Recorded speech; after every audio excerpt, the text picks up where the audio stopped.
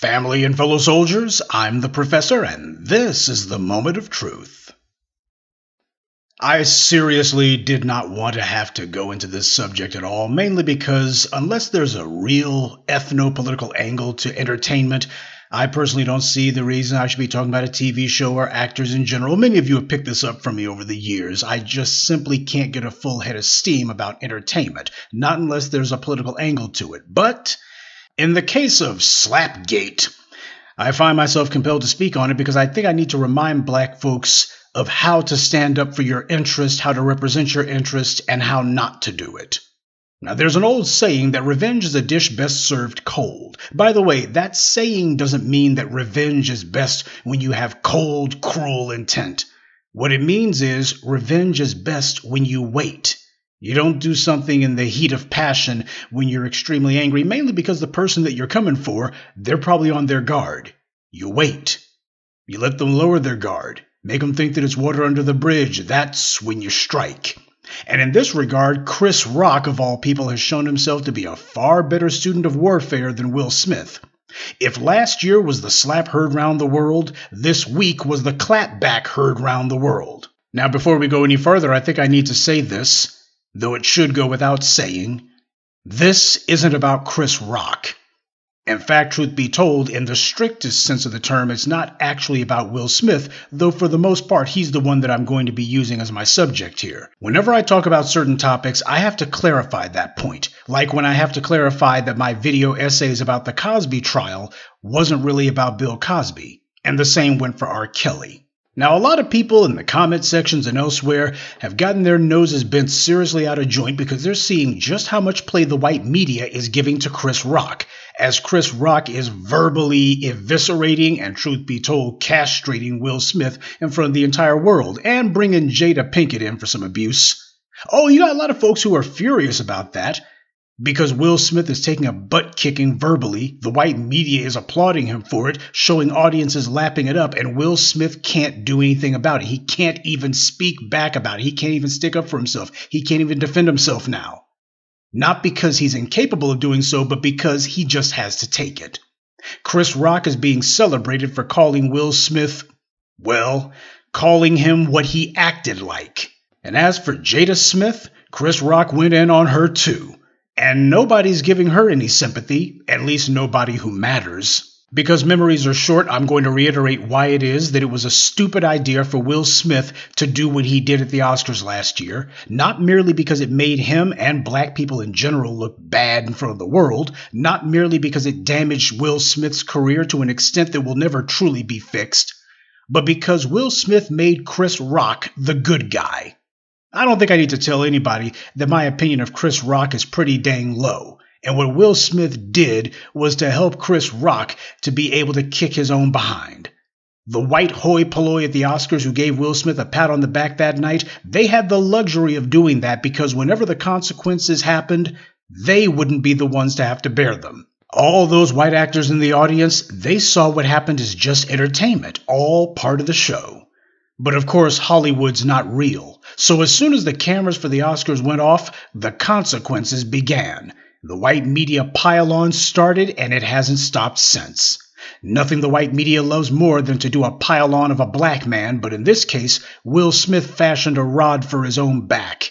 It just goes to show that if you're going to check someone, don't just do something smart. But what should I expect from a man dumb enough and weak enough to let a two-bit hood rat like Jada Pinkett cuck him in his own home, then tell the world that he doesn't satisfy her in bed, then tell the world that she's sleeping with their son's friend in his house, and he doesn't do anything about it?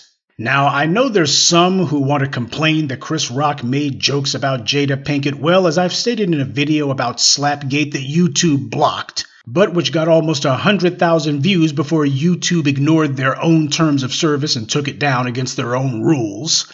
When I look at Jada Pinkett, I see a lot of things, but the one thing nobody sees is a victim.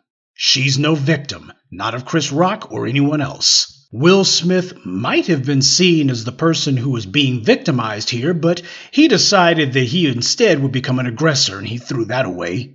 The Oscars that night was supposed to be Will Smith's coronation when he gets crowned as a serious actor. Instead, very few people even remember that he had won an Oscar that night. Will Smith didn't just make a world-class fool of himself, he completely obliterated his greatest accomplishment. Why are there people trying to make excuses for that? I don't like Chris Rock, but this isn't about him. The first rule of getting even with someone is, I will harm you, but not myself. See, Hollywood is a town that runs off of illusion. And speaking of illusions, I told you that the word prestige comes from the world of magic tricks. That's why Christopher Nolan made that movie with Christian Bale and Hugh Jackman as two dueling magicians, and he called it The Prestige. The word prestige comes from the Latin prestigii, which means conjuring tricks. Hollywood uses smoke and mirrors and trick photography to make people buy into their make-believe world. But stardom is also make-believe. A star is nothing without their prestige, but prestige is only an illusion. That's why Brad Pitt can be the biggest star on Earth one minute, and now he's a has-been the next. They'll put you on the cover of Vanity Fair one second, and then declare that you're box office poison the next. This is why most celebrities protect their image so jealously. In their line of work, perception is reality. You're only worth as much as people think you are. Will Smith had a platinum-plated brand, and that brand has been tarnished. I know there's some people who can't stand Chris Rock, join the club, but these people do themselves no favors when they tell fairy tales that Will Smith hasn't hurt himself with all this. That's just not true. There's been a contingent of hood rats who've been posting stuff on places like TikTok and Instagram and other places, triumphantly posting that Will Smith's apology tour is over. Well, that's two lies for the price of one. First of all, Will Smith has hardly apologized. He gave one clearly insincere statement, which looked more like a hostage video than an actual attempt to calm the waters, and he only did that one time. A blink and you'll miss it statement is not a tour. It barely qualifies as an apology. And secondly, if that was his apology tour, it seems to now be followed by his farewell tour. You see, one of Chris Rock's jokes was that he had seen the movie Emancipation, and he wound up cheering for the slave owner to whip Will Smith more. Well, that joke answers one question. We now know the identity of the one person who actually saw that movie because nobody else did. Most of you don't even know that Will Smith had a movie that came out just a few months ago. Yes, he's had a movie debut since The Slap. And that movie, Emancipation, mega-bombed at the box office. It crashed and burned. It sank with all hands aboard. Will Smith is upset about that. He should be, because it confirms that he has indeed damaged his own brand. And to add insult to injury, Will Smith was hurt that the Golden Globes didn't nominate Emancipation for anything. See, he's realizing that the same white people who patted him on the back after his god-awful stunt are now the very ones locking him out of the party. He thought they were going to give him an award, even a Golden Globe, something to show that he was still in the club. But instead, they snubbed him. Popularity is an aspect of prestige, and it doesn't take much to dispel it. For all you folks out there who tried to defend Will Smith, tell me something. How did he go from being an Oscar winner last year to now not even being able to get nominated for anything at the Golden Globes? Emancipation cost $120 million to make, and it only made about $3,000 a screen when it debuted. It died over opening weekend. And the white media is also reporting that even Tom Cruise is avoiding Will Smith at all costs. Now, to be fair, Tom Cruise is notoriously distant from people, so I'm sure that this is something of an exaggeration, but I'm also sure that it's true that Will Smith is looking for a shoulder to cry on, and Tom Cruise is ignoring him. See, white power will encourage a black person to wreck themselves. They will applaud as you crash and burn, and then they'll turn right around and pretend that they never met you when you try to get their help afterwards. Will Smith's stunt has cost him a lot. That's the problem I have with what he did. The momentary embarrassment that Chris Rock had has been greatly rewarded by heightened notoriety that the man hasn't had in years. Will Smith went and turned Chris Rock relevant. That's the problem. See, for the hood rats and chicken heads who are trying to claim that, well, Will Smith's still making big movies while Chris Rock is stuck doing comedy specials, the answer to that is not really. Chris Rock has actually had his name recognition raised. Everywhere he goes now, people want to talk to him, which is something he didn't have before last year. His star was clearly dimming. But again, this isn't about Chris Rock. I keep repeating that because we have some people who are stuck on stupid. They're pointing the finger at Chris Rock and saying, but what about him? Nobody who matters is going to blame Chris Rock. I tried to tell people that a year ago. And Chris Rock really rubbed salt in the wound when he said that his parents taught him not to fight in front of white people. Now, that's a phony attempt on his part to try to claim the ethno-high ground that, well, as black people, we ought to know better. But the problem is, Will Smith led him credibility on that one. We all know that Chris Rock has a dysfunctional relationship with his own blackness. He's like Dave Chappelle in that regard. Dave Chappelle thinks of blackness only in regards to himself. But certain things that he's said and done over the years makes it clear that when he talks about black, he's only referring to and only cares about his own personal experience. He doesn't really care about black people as a group. And the same goes for Chris Rock. Like Will Smith, Chris Rock doesn't care how his comedy reflects on black people, the open bootlicking and butt-kissing that Chris Rock does. He sees himself as a black man in Hollywood, but he doesn't see himself as having any meaningful connection to black people as a group. He's learned to take racial abuse from white people in Tinseltown, so as Chris Rock sees it, he's getting paid, and that's just that. So while I agree that black people should have better sense than to put on a show for white power by fighting each other in public, I also understand that Chris Rock is only referring to himself with that statement. But that doesn't erase the damage that Will Smith has done to himself. And all of this pathetic coping that I'm seeing, people lying to themselves and pretending as if he's not damaged goods, you're not fooling anybody but yourself, and you're probably not even fooling yourself very much. Chris Rock's career is fine. Now he's free to tear into Will and Jada all he wants. And after what Will Smith did, nobody's going to say, well, shouldn't someone say anything? Will Smith has made Chris Rock bulletproof to criticism. This is what happens when you handle a situation the wrong way. Instead of hurting the person you intended to wound, you only end up hurting yourself. You can try to spin it or explain it away, but those are the facts. How is this a win for Will Smith? What did he win? Is he any richer? Is he more bankable as a movie star than he was a year ago? Did he add anything to his prestige by doing what he did? How did that stunt benefit him? For those of you who forgot, Will Smith is supposed to be a movie star. And that means he's a business unto himself. So how was this good for business? How did this help him? It's funny how the people trying to cheerlead for him can't answer that one simple question. See, the hood rats, chicken heads, and fools who tried to have a vicarious victory lap through that incident, they're not the ones who deep six their careers. They don't pay a price for that stupidity. They're not the ones who got banned from the Oscars and who the other awards ceremonies don't want anything to do with. They aren't the ones whose careers will have to carry this weight and will have to spend years trying to dig themselves out of this hole, assuming Will Smith can ever get out of it. See, the white media doesn't mention Mel Gibson's anti-black racist rants. They let white people live that stuff down with a couple of mea culpas. As far as the white media is concerned, they reported on that one long enough and it's time to move on. Now, they won't even mention Mel Gibson's racism. Now, do you think Will Smith will get the same treatment? I put the hood rats and chicken heads who applauded him in the same category as the racists online who cheered Gina Carano while she committed career suicide.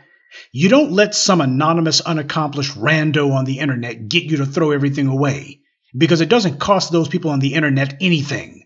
The world star hip-hop crowd who loved Will Smith's stupid stunt, they enjoy black people fighting each other, period. To them, they like behaving reprehensibly, especially if they think that there's some white folks who are going to see it. The world star hip-hop crowd has a gutter mentality, and that kind of public stupidity is exactly what they lap up. But Will Smith's paying the price, not them. How's his career been since he did that? Chris Rock has had 2 high-profile comedy shows and a $40 million contract with Netflix, one of his appearances he held with Dave Chappelle of all people. And what did they do? They mocked Will Smith on stage, and there was nothing Will Smith could say about it. Imagine that. You got people who are sitting here mocking you, ridiculing you, telling the white media it's okay to pile on, and you can't say anything in your own defense. How was that a boss move? How was that a chess move? How was that smart? Will Smith, on the other hand, had a would-be comeback tour that crashed and burned without a trace over opening weekend. Now, I don't know if that will continue or for how long. There's been some loose talk about a Bad Boys 4, but that's at least 2 years away. And how can you be a movie star if you only got one movie that makes money? While I don't respect Will Smith, at the same time, I'm not rooting for him to be unemployable either, because Hollywood pins that on all black people, not just him. Besides, if Roman Polanski can be allowed to work and even receive Oscars, if Mel Gibson can be allowed to work, if Rob Lowe and others can be allowed to work, after all these men have done things like spewing blatant hate speech and in some of their cases committed rape, then Will Smith's return to the silver screen shouldn't be that big a deal either. See, there's some black folks who can't separate their own feelings about how someone acts from the greater picture of how society feels about black people in general. While the World Star crowd just enjoys seeing black people fighting, white power just gets a kick out of a high-profile black man being brought down. Chris Rock has played the fool for racists too many times for me to ever be a fan of his. He occasionally made white people feel uncomfortable, but these days, he's going overboard to do the exact opposite, and he doesn't seem to be happy unless he's trading in anti-black rhetoric. I'm half expecting him to pop up on Fox News next. And the worst part is that because of Will Smith, it will be harder to call out Chris Rock now, not easier.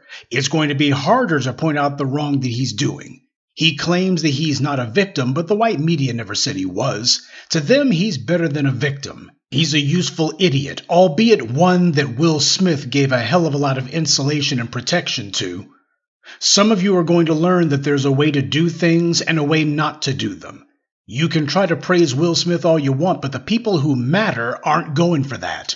He's a high-profile black man, and as Eddie Griffin said, they don't let us get out of the game clean.